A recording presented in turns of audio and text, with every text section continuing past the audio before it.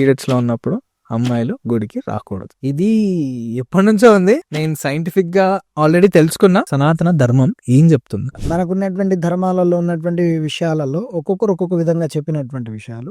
భగవంతుడు ఏమి ఇచ్చినా ఒక వరం ఒక శాపం రెండు ఉంది. అయితే నా దృష్టిలో అమ్మాయిలకు అంటే నాకు జన్మనిచ్చిన తల్లితో సహా, భార్యతో సహా, రేపటి నాడు పుట్టబోయే కూతురుతో సహా, నా అక్క చెల్లెలకు అందరికి భగవంతుడు ఇచ్చినటువంటి మొట్టమొదటి వరము 3 రోజులు రెస్ట్ తీసుకోవాలి. ఎందుకు అంటే రాహుకేతుల యొక్క ప్రభావం వల్ల, శుక్రుడి యొక్క ప్రభావం వల్ల, అంటే జాతకాలలో చాలా మందికి పీరియడ్ కి సంబంధించినటువంటి పీరియడ్స్ నుంచి గర్భానికి ఆటోమేటిక్ గా ప్రాబ్లం క్రియేట్ అవుతుంది. సో శుక్రుడు నీచ స్థానంలో ఉన్నా, చంద్రుడు నీచ స్థానంలో ఉన్నా, రాహుకేతుల యొక్క స్థానాలు సరిలేకపోయినా అమ్మాయికి పీరియడ్స్ అనేది అంటే 3 రోజులు, 5 రోజులు, 7 రోజులు, 9 రోజులు కాదు 15 రోజులు కూడా ఉన్నటువంటి ఇబ్బందులు ఉన్నటువంటి ఆడపిల్లలు ఎంతో మంది ఉన్నారు. దానికి కారణం ఏంటంటే జాతకాలలో మేము చూసినటువంటి దానిలో ఈ గ్రహస్థితుల యొక్క ప్రభావం. కానీ ఇక్కడ ధర్మం చెప్పినటువంటి విషయం మాత్రం ఎట్లా అంటే ఆ సమయంలో వీళ్ళు పూజకు మాత్రం అనర్హులు. దేవాలయ దర్శనానికి గాని, వంట చేయడానికి గాని, వివాహమైనటువంటి వాళ్ళు భర్తతో సహగమనం చేయడానికి గాని పనికి రానటువంటి విషయాలు.